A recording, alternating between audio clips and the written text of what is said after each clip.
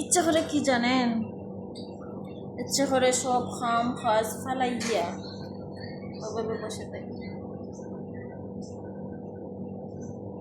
চেয়ারও বইতে আর ভাল লাগে না। রোজা মাস আইসে থেকে হায় রে খাম খাম সারাদিন এটা রাত 2টা বাজে যা কাম করতাম।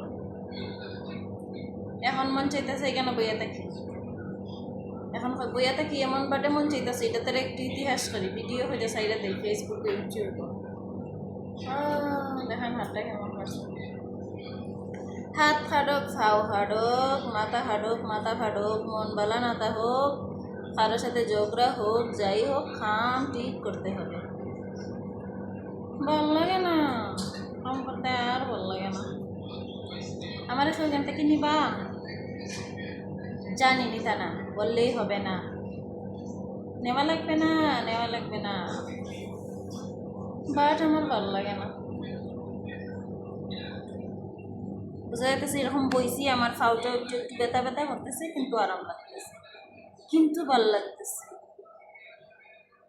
হুম হুম রোজা আইলে মন চা বাড়িতে যাই গেলে বাড়িতে গিয়ে খেতে, বাড়িতে গিয়ে তো কারেন্ট থাকে না, বাড়িতে গেলে হচ্ছে এসি পাইব না, খাওয়া দাওয়ার কোনো প্রবলেম নাই, জাস্ট যখন অল্প একটু খাইলেই তো হইয়া যায় না। সমস্যা হয়েছে গরম, শীতের দিন ঠিক আছে, বাংলাদেশ শীতের দিনের জন্য ঠিক আছে, কিন্তু গরম তো সহ্য হয় না। শরীরে তো দিন ধরে এসির বাতাস ঠান্ডা ঠান্ডা কুল কুল ভাবে চলাফেরা করতে করতে অভ্যস্ত হয়ে গেছে। এখন আমি চিন্তা করতেছি কি করব, এখানে বইয়ে বইয়ে দুঃখ সহ্য করবো নাকি বাংলাদেশকে আরাম করব। কিন্তু সরকার তো আরাম করতে দিবে না, সারা বছর কারেন্ট নিয়ে দিয়ে রাখবে না। আর কারেন্ট হইলেও তো আমাদের মতো গরিবের বাড়িতে ফ্যান চালাতে এসি থাকবে না না, যতক্ষণ রুমে ততক্ষণ কারেন্ট হইলে একটু শান্তি, কারেন্ট না হইলেও তো বাইরে বাড়িলে গরম জম্মারে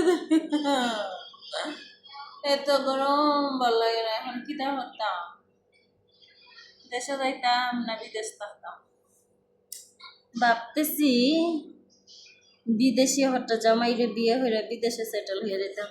ইমা আমি একটা বিদেশি জামাই মিলানোর জন্য কত কষ্ট করি। আর কালকে দেখলাম একটা ভিডিওতে এক বেডি জামাইয়ে বেডিরে সৌদি নিয়ে গেছে, পরে বেডি হয়েছে টিকটক করতে করতে আরো বেটার লোকে বাগিয়ে গেছি গে।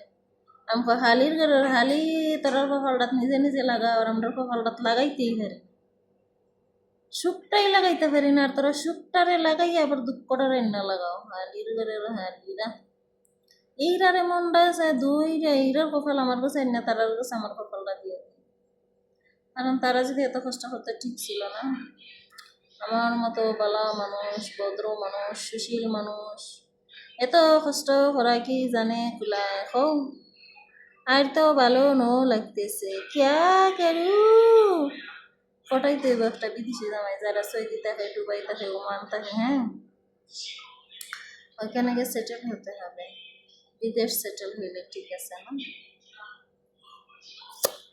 এসির বাতাস খাওয়া যাইবে, শান্তি মতো থাকা যাইবে, বাংলাদেশে তার ওই শান্তি পাওয়া যাবে না। কি যে করি বুঝতেছি না, একটু বুদ্ধি টুদ্ধি দিয়া যায় নাকি। আইর আর ভালো নো লাগতেছে, আর ভালো নো লাগতেছে, বিদেশ থাকতাম না দেশে যাইতাম, কোনটা করতাম কিচ্ছু বুঝতেছি না, আইর ভালো নো লাগতেছে। তোমরা একটু বুদ্ধি শুদ্ধি দিয়া যাইও, ওকে।